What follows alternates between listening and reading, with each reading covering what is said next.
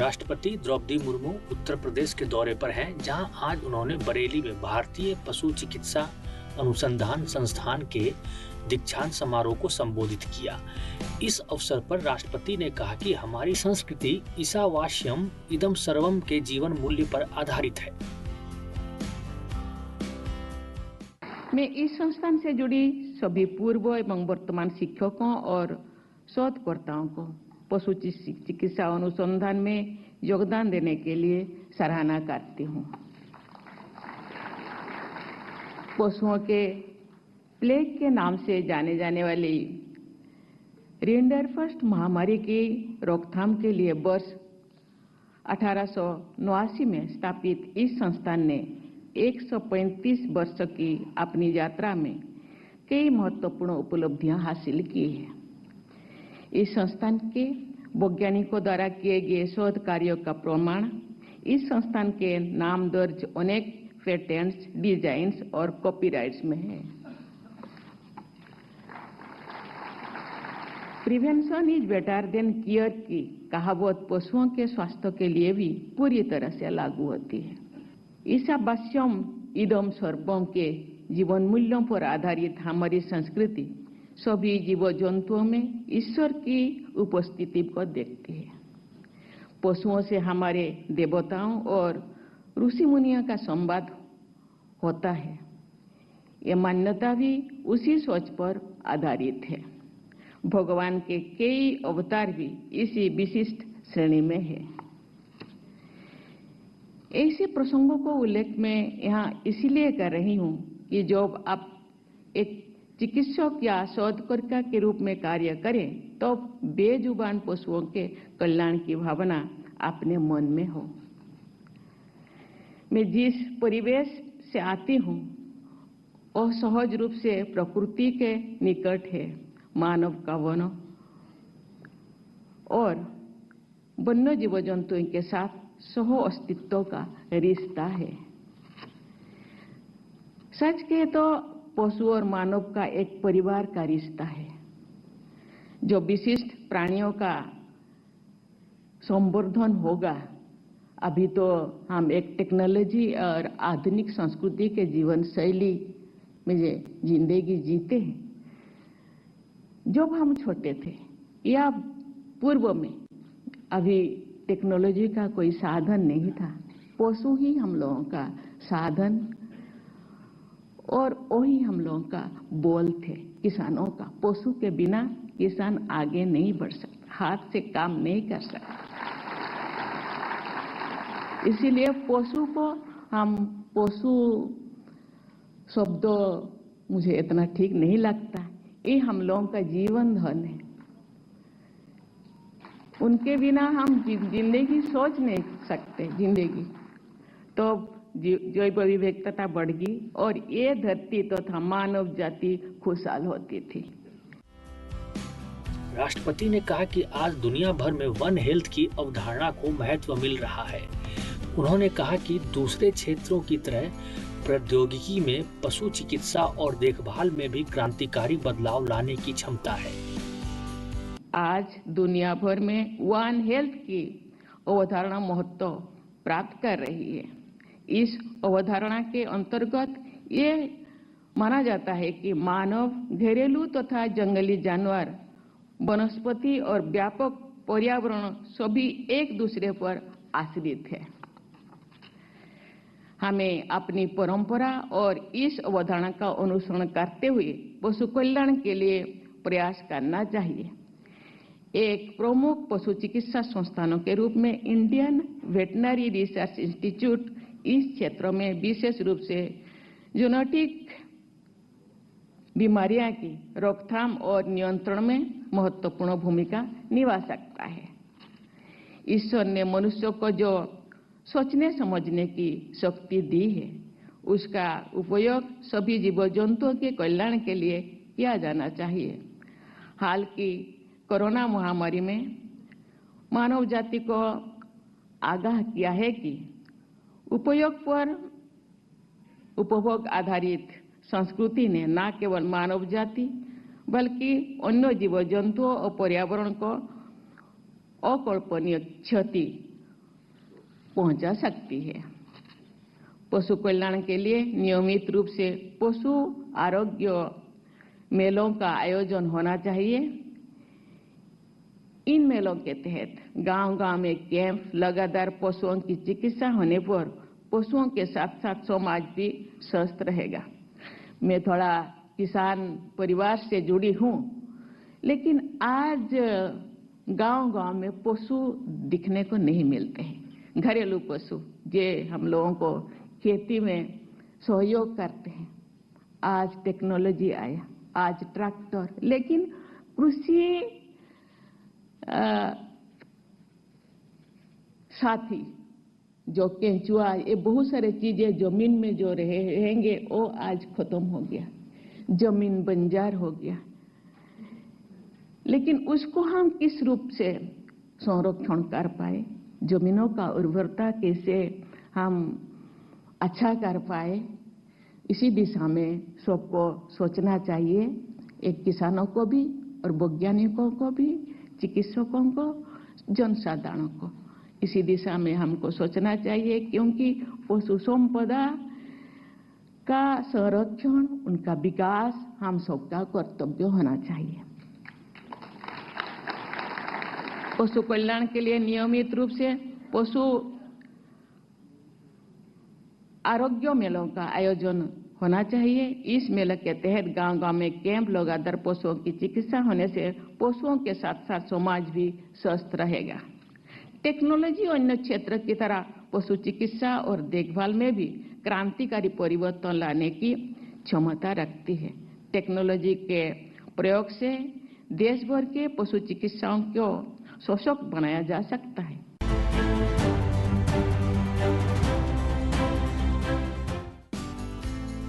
राष्ट्रपति द्रौपदी मुर्मू आज गोरखपुर में अखिल भारतीय आयुर्विज्ञान संस्थान के प्रथम दीक्षांत समारोह में शामिल हुई।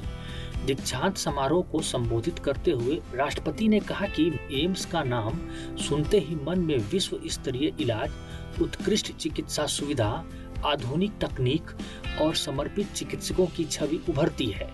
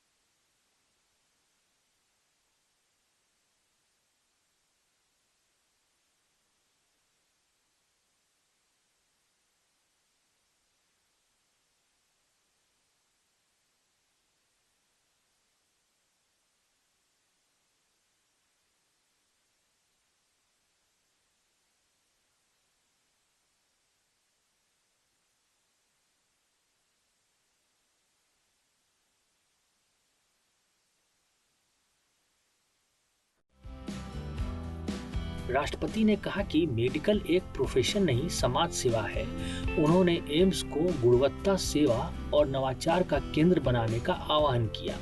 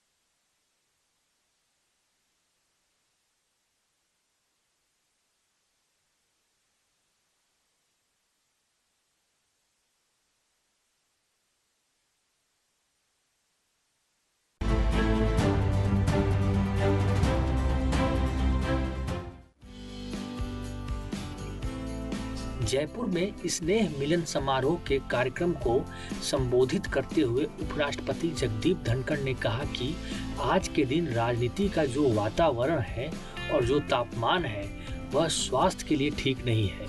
प्रजातंत्र के स्वास्थ्य के लिए चिंता का विषय है, चिंतन का विषय है। लोकतंत्र में प्रतिपक्ष की भूमिका पर बल देते हुए उपराष्ट्रपति ने कहा कि प्रतिपक्ष विरोधी पक्ष नहीं है। प्रजातंत्र में आवश्यकता है अभिव्यक्ति हो, वाद विवाद हो, संवाद हो। प्रतिपक्ष का बहुत बड़ा योगदान रहता है। प्रतिपक्ष विरोधी पक्ष नहीं है। प्रजातंत्र में आवश्यकता है अभिव्यक्ति हो, वाद विवाद हो, संवाद हो, वैदिक तरीके से जिसको अनंतवाद कहते हैं। अभिव्यक्ति बहुत महत्वपूर्ण है, प्रजातंत्र की जान है। पर अभिव्यक्ति कुंठित होती है या उस पर कोई प्रभाव डाला जाता है या अभिव्यक्ति इस स्तर पर पहुंच जाती है कि दूसरे के मत का कोई मतलब नहीं है, तो अभिव्यक्ति अपना अस्तित्व खो देती है। अभिव्यक्ति को सार्थक करने के लिए वाद विवाद जरूरी है। और वाद विवाद का मतलब है कि जो लोग आपके विचार से एक मत नहीं रखते, प्रबल संभावना है कि उनका मत सही है। इसलिए दूसरे का मत सुनना आपकी अभिव्यक्ति को ताकत देता है। आज के दिन राजनीति का वातावरण है और जो तापमान है वो स्वास्थ्य के लिए ठीक नहीं है। प्रजातंत्र के स्वास्थ्य के लिए चिंता का विषय है, चिंतन का विषय है। और यह हमारी हजारों साल की संस्कृति से मेल भी नहीं खाता है। राजनीति में आप अलग अलग दल के हो सकते हैं और इसमें भी बदलाव होता रहता है और काफी बदलाव होता रहता है। और सत्ता पक्ष प्रतिपक्ष में जाता रहता है, प्रतिपक्ष सत्ता पक्ष में आता रहता है। पर इसका मतलब यह नहीं है कि दुश्मनी हो जाए, दरार हो जाए। दुश्मन हमारे सीमा पार हो सकते हैं। देश में हमारा कोई दुश्मन नहीं हो सकता। अति आवश्यक है। और यदि अगर कहूं लाइटर वेन में, तो पर्यावरण की चिंता को भी यह काफी हद तक खत्म करेगा। राजनीति का इतना तापमान असहनीय हो रहा है, बेलगाम होकर हम वक्तव्य जारी कर देते हैं। आज के दिन देखना पड़ेगा, भारत का मतलब दुनिया की 1/6 आबादी यहां रहती है। दुनिया का कोई देश हमारे नजदीक तक नहीं आता है। 5000 साल की संस्कृति किसके पास है? बेजोड़ है, बेमिसाल है। जब हम देश के बाहर जाते हैं तो न पक्ष होता है न प्रतिपक्ष होता है। हमारे सामने भारतवर्ष होता है और ये अब दिखा दिया गया। दलगत राजनीति से ऊपर उठकर दुनिया के अनेक कोनों में संसद सदस्यों का जाना, पूर्व राजनयिकों का जाना एक बहुत बड़ा कदम है। यह कदम है कि हमारे लिए राष्ट्र सर्वोपरि है, राष्ट्रहित हमारा धर्म है, भारतीयता हमारी पहचान है। जहां भारत का मुद्दा उठेगा हम विभाजित नहीं हैं, हमारे राजनीतिक मनभेद नहीं है, हमारे राजनीतिक मतभेद हैं, पर वो देश के अंदर हैं।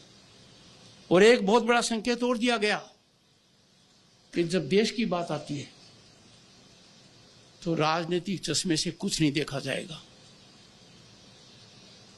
ये बहुत बड़ी उपलब्धियां हैं जिसको हर आदमी को पता लगना चाहिए। कई बार हम आवेश में आकर प्रश्न उठा देते हैं। जब चोट मुझे नहीं लगेगी तो मैं कहूंगा लड़ते रहो, लड़ाई जारी रखो। ये अखबार में पढ़ने की बातें नहीं है, बड़ा कष्ट होता है, अर्थव्यवस्था पर गहरी चोट लगती है। और ऐसा क्यों? क्योंकि जो भारत आज से 11 साल पहले कहां था, में यह राजनीतिक विषय नहीं है, हर कालखंड में देश का विकास हुआ है, हर कालखंड में महारत हासिल किया गया है। 50 के दशक में, 60 के दशक में, 70 के दशक में बड़े बड़े काम हुए हैं। पर जब इस कालखंड की बात करते हैं तो इसका अर्थ कदापि नहीं निकाला जाए कि किसी और कालखंड से तुलना कर रहे हैं। मैं दुनिया से तुलना कर रहा हूं, और दुनिया से इसलिए कर रहा हूं कि जो भारत पहले दुनिया की 5 फ्रेजाइल इकोनॉमी में से एक था, आज दुनिया की 4 बड़ी अर्थव्यवस्थाओं में एक है। हमने किन किन को पीछे छोड़ा है? देखिए, कुछ ही समय इंतजार कीजिए, Japan, Germany, UK, Canada, Brazil सब हमसे पीछे। ऐसी छलांग लगी है कि गत दशक को दुनिया क्या कहती है? दुनिया कहती है कि तीसरा दशक आर्थिक अर्थव्यवस्था के हिसाब से, उसकी प्रगति के हिसाब से भारत ने जो प्रगति की है वो किसी और बड़े देश ने नहीं की है। उपराष्ट्रपति ने कहा कि विधानमंडलों को सर्वोच्च आचरण करना पड़ेगा, नहीं तो प्रजातंत्र के मंदिर के अंदर कोई पूजा करने नहीं आएगा, लोग दूसरी पूजा का स्थान देखेंगे। हमारे पूर्वज कौन थे? हमारे ज्ञान का खजाना कितना जबरदस्त है। वेद देखिए, पुराण देखिए, हमारी इपिक देखिए, रामायण, महाभारत, गीता का संदेश देखिए। ऐसी परिस्थिति की में मेरा सभी से आग्रह रहेगा कि विधान मंडलों को सर्वोच्च आचरण करना पड़ेगा। और हमारे पास तो इसकी मिसाल है। संविधान सभा ने करीब 3 साल तक, 2 साल 11 महीने 18 दिन तक बड़े परिश्रम के साथ हमें संविधान दिया, पर उनके सामने क्लिष्ट समस्याएं थी, विभाजित करने वाली समस्याएं थी, गहरी समस्याएं थी। एक मत होना मुश्किल था, पर उन्होंने कभी टकराव नहीं किया, वहां कभी डिस्टर्बेंस और डिस्ट्रप्शन नहीं हुआ। वाद विवाद से, मेल मिलाप से, they negotiated through the passage of consensualism. Confrontation was never in their mind. और आज का परिदृश्य जब देखते हैं तो मन परेशान हो जाता है, बड़ी चिंता होती है। चिंता इसलिए नहीं होती कि प्रजातांत्रिक मंदिर में इस प्रकार का कृत्य हो रहा है। चिंता इस बात की है कि यदि अगर यह प्रजातांत्रिक मंदिर में रहा तो उस मंदिर के अंदर कोई पूजा करने नहीं आएगा, लोग दूसरे पूजा का स्थान देखेंगे। और यह प्रजातांत्रिक व्यवस्था के लिए बड़ी चुनौती है। इस कसौटी पर खरे हम तभी उतर सकते हैं जब सार्वजनिक दिमाग में यह बात लाई जाए। और आज के दिन पूर्व विधायकों का इसमें बहुत महत्वपूर्ण योगदान हो सकता है। किसानों के हित में नीति निर्धारण पर बोलते हुए उपराष्ट्रपति ने कहा कि किसान को एग्रो मार्केटिंग में आना पड़ेगा। विकसित भारत अब सपना नहीं है, हमारा लक्ष्य है। और यह लक्ष्य निश्चित रूप से मिलेगा 2047 या इससे पहले। भारत आज के दिन संभावना वाला देश नहीं है। भारत में आकांक्षा लोगों की पराकाष्ठा पर है, उनकी उम्मीदें जागृत हो गई हैं। हम में से बहुत से लोग जो मेरी उम्र के हैं, याद करो वो दिन, घर में बिजली नहीं थी, घर में टॉयलेट नहीं था, घर में गैस कनेक्शन नहीं था, घर के अंदर नल में पानी की बात सोच ही नहीं सकते थे। इंटरनेट और टेलीविजन तो कल्पना से दूर थे। सड़क के लिए भी कई कोसों चलना पड़ता था। स्वास्थ्य केंद्र नजदीक नहीं होता था। हम कहां से कहां पहुंच गए। इसीलिए हर भारतीय को ये मजबूती से करना पड़ेगा कि हम वस्तु स्थिति को समझें, और इसके लिए पूर्व विधायकों का बहुत बड़ा रोल है। मेरा आपसे अनुरोध रहेगा कि गांव और किसान जब तक आगे नहीं बढ़ेगा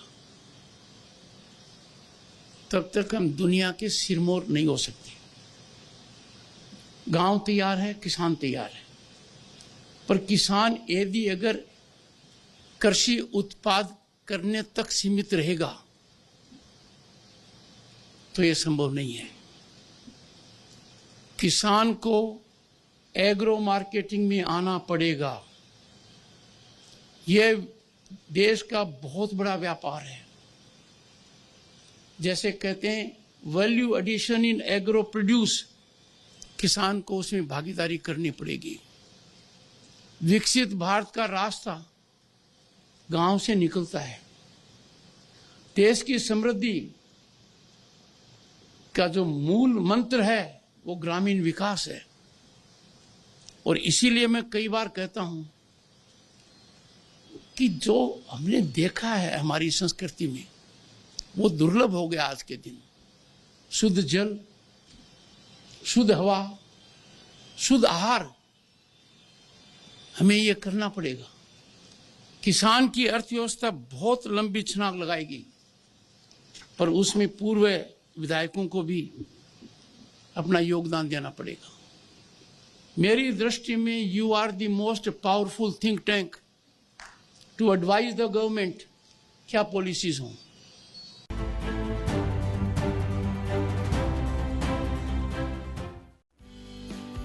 हिमाचल प्रदेश के धर्मशाला में राष्ट्रमंडल संसदीय संघ भारत क्षेत्र जोन 2 के वार्षिक सम्मेलन का उद्घाटन करते हुए लोकसभा अध्यक्ष ओम बिरला ने कहा कि आज समय के साथ हमारे राष्ट्र की लोकतांत्रिक रीति नीति अधिक सशक्त हुई है।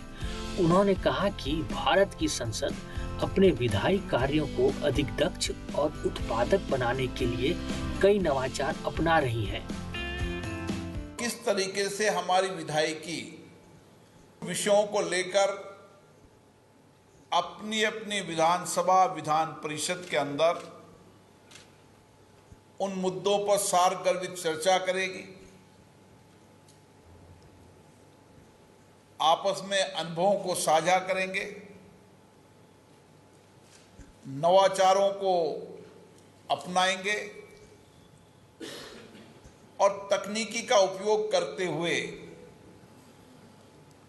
हम बेहतर विधायी संस्थाओं को बनाने का काम करेंगे। क्योंकि ये तीनों विषय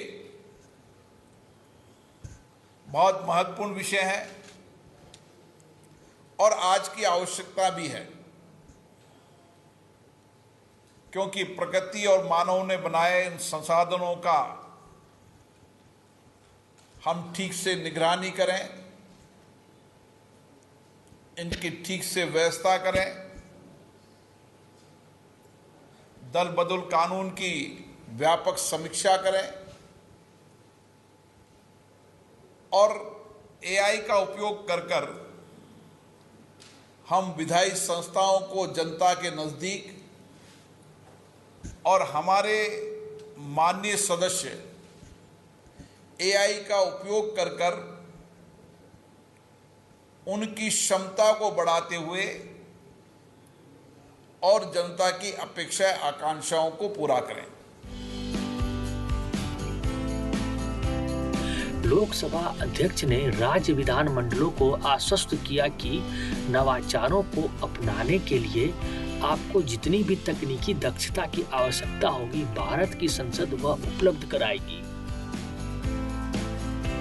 जो जनता उनकी अपेक्षा आकांक्षाओं के साथ आई है, उनके समाधान के लिए अगर हम हर विधायक बेस्ट प्रैक्टिस अपनाने लगे टेक्नोलॉजी का उपयोग भी करें और अपनी अपनी संस्थाओं के अंदर विधानसभाओं के नियम प्रक्रियाओं के तहत